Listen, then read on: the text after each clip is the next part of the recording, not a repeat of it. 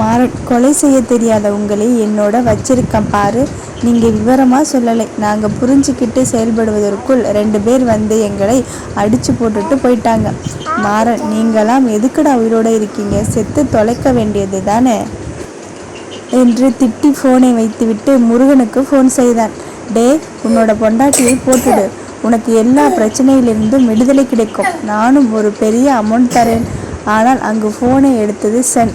S, ஆனால் எனக்கு பெரிய அமௌண்ட் எல்லாம் தேவையில்லை. என்னோட மரகதத்தோட வாழ்க்கையில் விளையாடியது நீதான்னு உறுதியாக தெரிஞ்சது.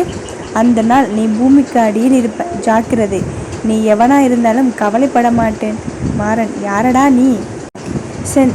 என்னோட பெயர் சென்னுன்னு சொல்லுவாங்க. உன்னை கொல்லும் பொழுது உன் முன் நிற்பேன். என்னை நல்லா பார்க்கலாம் என்று ஃபோனை தூக்கி எறிந்தார். அங்கு நடுங்கிக் கொண்டிருந்த மரகதத்தை, மாயா, ஒன்றுமில்லை, நீ நல்லா இருக்க, என்ன பாரு. அவள் ஒரு ஓரமாக அடி வாங்கி மயங்கி இருக்கும் முருகனை பார்த்தாள். மரகதம், செங்கல் எதுக்கு என்னை கடத்தினான்? சென், அது பெரிய கதை. முடிவை மட்டும் சொல்லறேன். நீ இங்கேயும் நந்தினி அங்கேயும் நல்லா இருக்கீங்க. நாம் நந்தினியை போய் பார்க்கணும் தானே, வா. மரகதம், செங்கல், என்னால் நடக்க முடியலை. எழுந்து நிற்கவே முடியலை. கைகாலெல்லாம் மரத்து போன மாதிரி இருக்கு. சென், என்னை பிடிச்சுக்கோ, வா. மாயா, முயற்சி பண்ணு. மரகதம் முடியலை என்று எழுந்தவள் அப்படியே சரிந்தாள். சென் தாங்கி பிடித்தார். மாயா, திடீர்னு ஏன் இப்படி? அவன் எனக்கு ஏதோ கலந்து கொடுத்துட்டான், அதனால தான். வா, ஹாஸ்பிட்டல் கூட்டிகிட்டு போகிறேன். உனக்கு நான் ரொம்ப சிரமம் கொடுக்குறேன்ல. மாயா, அதெல்லாம் இப்போ பேசாத, வா போகலாம் என்று அவளை தாங்கி கொண்டு நடந்தார். மாறன், சென் சென் சென், நான் நினைப்பது சரியா? யாரப்பா நீங்கள் எல்லாம்? இந்த நந்தினிக்கு ஒரு பொண்ணு வருவதற்கு முன்னாடி வரைக்கும் நான் சொன்னது தான் சட்டமாக இருந்ததே. கௌரவமாக நடமாடிட்டு இருந்தேனே. ஆனால் இப்போ ஆளாளுக்கு என்னை எதிர்க்கிறார்களே. கார்த்திக் அப்படிங்கிற ஆள் ஆபத்தானவனு சொன்னாங்க. ஆனால் அவனை யாருமே பார்த்ததில்லை. யார்கிட்ட கேட்டாலும் தெரியாதுன்னு சொல்கிறாங்க. ஃபோட்டோ கூட பார்த்ததில்லைன்னு சொல்லுறாங்க. ஆனால் இப்போ நான் பகச்சிக்கிட்ட இந்த கார்த்திக் தானா அவர்கள் சொல்லும் ஆபத்தானவன்? இருக்காது. நந்தினிங்கிற ஒரு கிராமத்து பொண்ணுக்கு எப்படி அவனோட தொடர்பு கிடச்சிருக்கும்? அப்போவும் ஓர் சந்தேகத்தில் அவனை டச் பண்ணாமல் நான் ஒழுங்காக தானே பிளான் பண்ணினேன். கடைசி நேரத்தில் அந்த நந்தினி கிட்ட கூட கேட்டேனே, கார்த்திக்கை லவ் பண்ணுறாளான்னு. ஆனால் அவளோ அசோக்கை லவ் பண்ணுறேன்னு சொன்னான். இப்போ இந்த கார்த்திக் எந்த விதத்தில் இவர்களுக்கு சொந்தம்? எங்கிருந்து முளைத்தான்?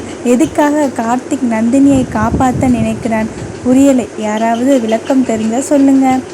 கார்த்திக் என்னை பற்றி தோண்ட ஆரம்பித்தால் பிரச்சனை பெருசாகிடுமே. நான் தப்பிக்க முடியுமா? சாந்தா, அன்னைக்கே உனக்கும் உன்னோட கூட்டாளிகளுக்கும் வெடிகுண்டு வச்சேனே, அப்போ நீ மட்டும் தப்பிச்சிட்ட. ஆனால் எங்கிருந்து கார்த்திக் கூட உனக்கு அறிமுகம் கிடைச்சது? இப்போ நீ ஒருத்தனோட இருக்கியே, அவன் யார்? ஒருவேளை அவனுக்கும் கார்த்திக்குக்கும் உறவா? கார்த்திக் பற்றிய விவரங்கள் எதுவுமே வெளியே தெரியவில்லை. பாவம், மாறனுக்கு தெரிந்திருக்க வாய்ப்பில்லை. சாந்தா அவளுடைய நண்பர்களை எல்லாம் காப்பாற்றி விட்டாள், ஒருவனை தவிர என்பது. ஆனால் கார்த்திக் இவர்களுக்குள் வந்தது நந்தினி மேல் கொண்ட அன்பால் என்பது யாருக்குமே தெரியாது. ஏன், நந்தினிக்கே கார்த்திக்கின் உண்மை நிலை என்னவென்று தெரியாது.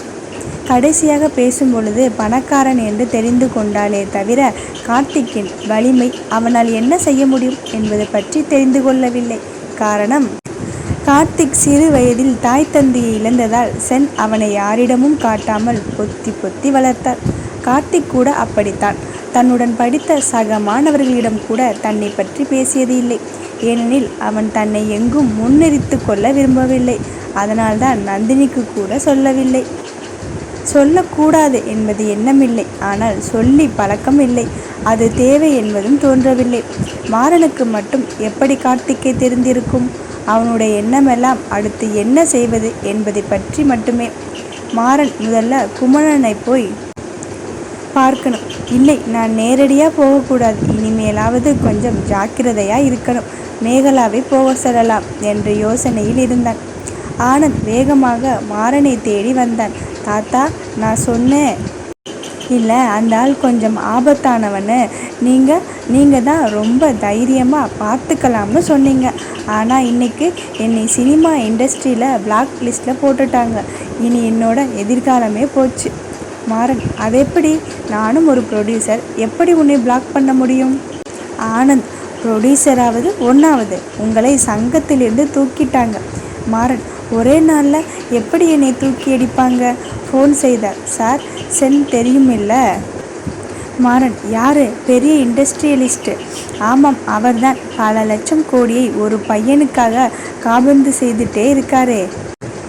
அந்த பையன்தான் கார்த்திகேயன். உங்களை, உங்கள் பேரனை எல்லாம் பிளாக் பண்ண சொன்னது அவர்தான். நீங்கள் என்னவோ மைனர் பெண்ணை உங்கள் பேரனுக்கு கல்யாணம் செய்து வச்சிட்டிங்களாமே. அடுத்தது அந்த பிரச்சனை உங்களை நோக்கி வந்துட்டு இருக்கு. அதெல்லாம் பார்த்து செட்டில் பண்ணிட்டு வாங்க, நாம் பேசலாம் என்று சொல்லி ஃபோன் வைக்கப்பட்டது. வாசு ஓடி சென்று அம்மாவை கட்டி கொண்டார். வாசுவின் அப்பா அவர்கள் இருவரையும் அணைத்து கொண்டார். மூவரும் வேறு உலகில் இருந்தனர். அவர்களிடம் துக்கம் மட்டுமே இருந்தது. அம்மா, அவளுக்கு எப்படி கல்யாணம் பண்ணி பார்க்கணும்னு நினச்சேன். நம்ம ஜனத்திலேயே மூக்கில் கை வைக்கணும். நம்ம தரைக்குறைவாக பார்த்தவங்க எல்லாம் பொறாமைப்படணும். நீ சம்பாதிக்கும் பணமெல்லாம் அவளுக்காக சிறுக சிறுக சேமித்து பெரிய பணம் பண்ணி வச்சிருக்கேன். அவளோட திடீர் கல்யாணத்துக்கு நீங்கள் திணறக்கூடாதுன்னு உங்களுக்கு தெரியாமல் நகையாக வாங்கி வச்சிருக்கேன். என்னோட பொண்ணு அப்படியே கல்யாண கோலத்தில் தலை குனிஞ்சு தேவதை மாதிரி ஊ. அப்பா, அழாதே அழாதே, அம்மாவை தட்டி கொடுத்தார். ஹெட்னர் சார் என்று டாக்டர் ஜானிடம் சொல்ல, ஜான், நீங்கள் சொன்ன மாதிரி எல்லாமே நடக்கும். ஆனால் மாப்பிள்ளை மட்டும் விதி சேர்த்து வச்சிடுச்சு. பிரவீன் ரொம்ப நல்ல பையன். அம்மா, எங்கள் ஆளுங்களா? ஆறுமுகம், என்னம்மா இந்த காலத்தில் ஜாதி பற்றி பேசிகிட்டு இருக்கீங்க? ஜாதி மீறிய விவகாரம்தான் இது. அப்பா, உங்களுக்கு புரியாதுங்க. எங்கள் பொண்ணு லவ் பண்ணி கல்யாணம் பண்ணிக்கிச்சுன்னு பேசுவாங்க. அவளோட நடத்தை பற்றி பேசுவாங்க. எங்கள் குடும்பத்தை பற்றி பேசுவாங்க. ஜான், எல்லோரும் பேசுவாங்க தான். ஆனால் அவங்களில் யார் உங்களுக்கு இந்த மாதிரி பிரச்சனையில் துணையாக இருக்க போகிறாங்க? யாரும் இல்லை சார். அவங்க பேசிட்டு போயிடுவாங்க. நாம் சாப்பிட்டால் தான் நமக்கு பசி அடங்கும். நாம் என்ன சாப்பிடணும்னு அடுத்தவங்க முடிவு பண்ணக்கூடாது. இன்றைக்கி பழைய சோறு இருக்கும், நாளைக்கு பிரியாணி இருக்கும்.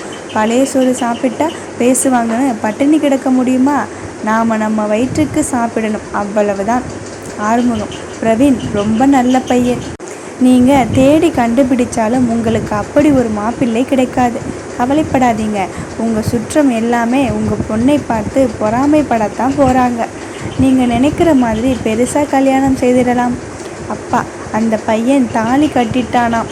நாளைக்கு காலையில் ரெஜிஸ்டர் பண்ண போகிறானாம். அம்மா, நல்ல நாள் பார்க்கலை, 4 பேரை கூப்பிடலை, கல்யாணம் பண்ணிக்கிட்டான். என்ன சார் நியாயம்? பொண்ணை பெற்றவங்க சார் நாங்கள். நீங்கள் எவ்வளவு உயர்வாக சொன்னாலும் என்னால் ஏற்றுக்க முடியாது சார். நாளைக்கு இந்த பையனோட வாழ்க்கை பாதிக்காதா? ஜான், ஏங்க, உங்கள் ஜாதி, குலம், மதம், வழக்கம் எல்லாம் தெரியாதவன் தான் நான். ஆனாலும் தொட்ட பொண்ணை விட்டுடக்கூடாதுன்னு கல்யாணம் பண்ணிக்க துடிக்கிறான். நேரம் காலம் என்ன சார் பண்ண போகுது? அவனோட மனசை புரிஞ்சுக்கோங்க. வாசுவுக்கு நல்ல எதிர்காலம் அமையும். ஹெட்னர் சார் என்னிடம் சொன்னதை ஏற்கனவே உங்ககிட்ட சொல்லிட்டேன். ஆனாலும் நானும் கண்முன் பார்த்தேன். அந்த சூழ்நிலை நிஜமாவே நடுங்கிட்டேன். உங்கள் பொண்ணை தப்பு சொன்னால் எனக்கு நாக்கு அழுகிடும். ஆனாலும் அந்த பொண்ணுக்கு கொடுக்கப்பட்ட போதை மருந்தோட வீரியம் ஒரு ஆணால் சமாளிக்க முடியாது. ஆனால் அந்த பொண்ணு வெளியே யார்கிட்டேயும் அவமானப்பட விடக்கூடாதுன்னு சார்பட்ட சங்கடம் எனக்கு ஒரு மருத்துவ தொழிலில் இருப்பவளாக நல்லா தெரியும். தனக்கு தானே ஊசி போட்டுக்கொண்டு அந்த பொண்ணுக்கு நிகராக ஈடு கொடுத்தார். அப்பவும் உங்கள் எல்லோரிடமும் மன்னிப்பு கேட்க தயாராக இருக்கார். ஆறுமுகம், வாசு, நீங்கள் எல்லாம் ஒரு வட்டத்தில் இருக்கீங்க. அதை விட்டு வெளியே வாங்க. உங்கள் பொண்ணு காப்பாற்றப்படணும்னு நீங்கள் நினைப்பது சாதாரணம்.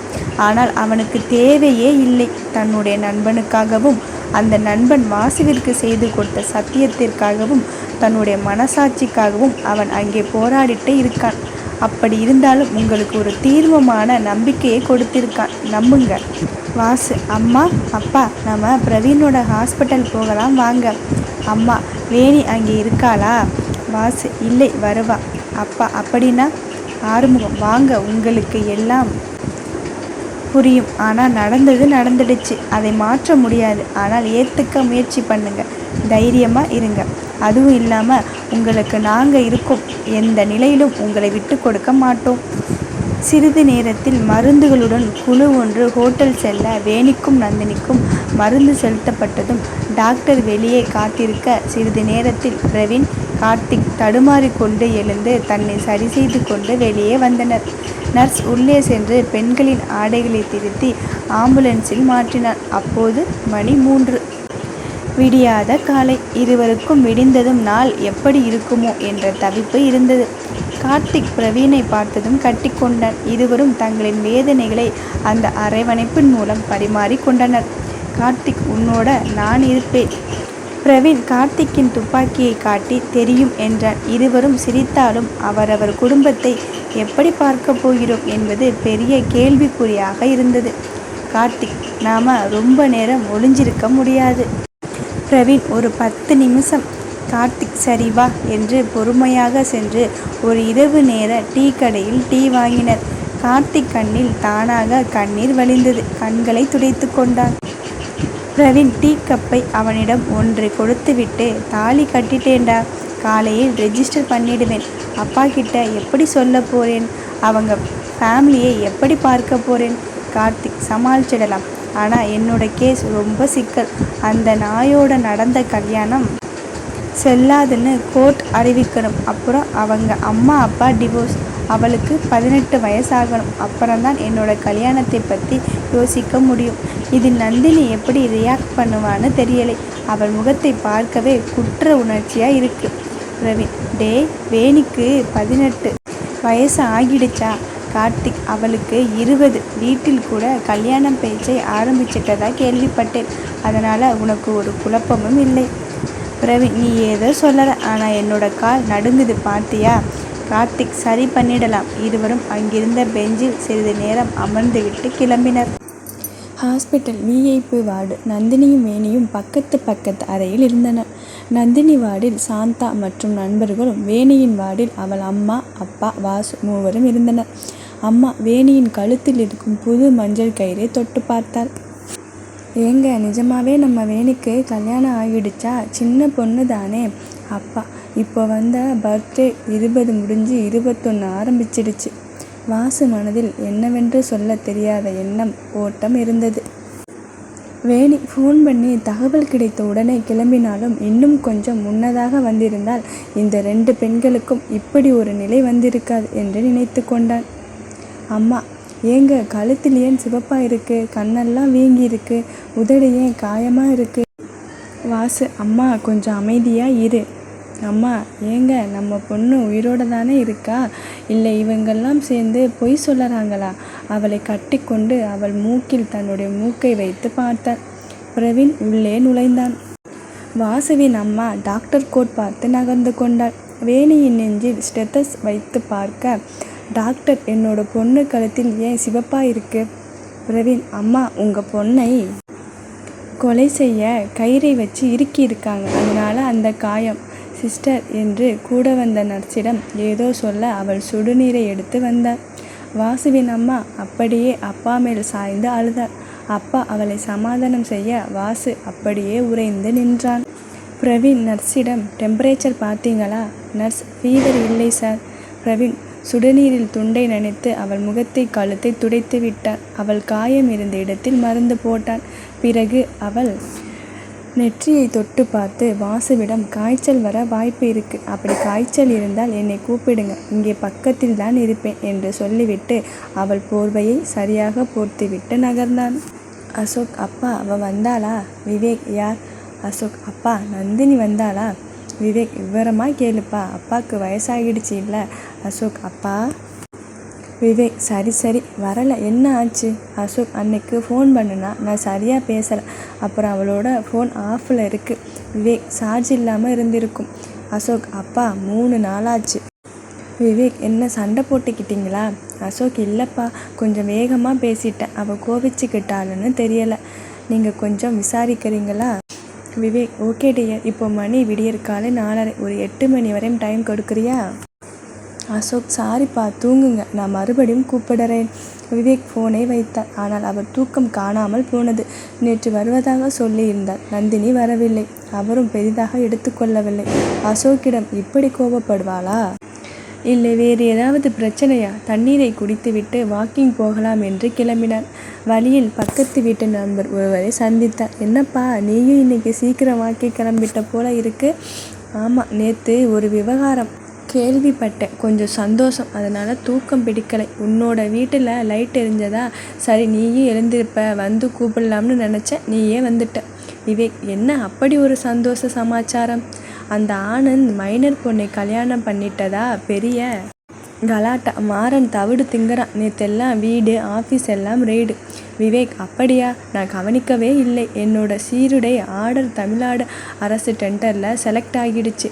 ஆனால் அசோக் ஏனோ அவனுக்கு விட்டு கொடுத்துட்டான். ஏன்னு நான் கேட்கலை. என்னோட நில விவகாரத்தில் மட்ட விலைக்கு ஆளுங்களை வச்சு அடித்து பிடுங்கினான். இன்னைக்கு எனக்கு எவ்வளவு சந்தோஷமாக இருக்குது தெரியுமா? அதே நிலத்தை பல கோடிக்கு விற்ற சந்தோஷம். விவேக், விடுப்பா. ஏமாத்துறவங்களோட நிலை அதுதான். ரொம்ப சீக்கிரம் கெட்டு போயிடுவாங்க. என்னோட சந்தோஷத்தை பகிர்ந்துக்க டீ நான் வாங்கித்தரேன். விவேக், ஓகே. இஞ்சி டீ அந்த மார்வாடி கடையில். ஓகே. விவேக்குக்கு தெரியாது தன்னுடைய குடும்பமும் அவனால் தான் அழிந்தது என்று. அந்த அரசு டெண்டர் பல கோடி நிரந்தர வருமானம் கொடுக்கக்கூடியது. அதை மிரட்டி பார்த்து ஒப்புக்கொள்ளாத அசோக்கை அவனுடைய மனைவி மூலமாக மிரட்டி வாங்கி கொண்டான். அவளுக்கு நடந்ததை வெளியே சொல்ல தெரியாதவன் மனைவி கண்முன் எரிவதை தடுக்க முடியாத குற்ற உணர்ச்சியுடன் வாழ்ந்து கொண்டிருந்தான். நந்தினியின் தோற்றம் அவனுடைய வாழ்க்கையில் கொஞ்சம் மாறுதலாகவும் ஆறுதலாகவும் இருந்தது.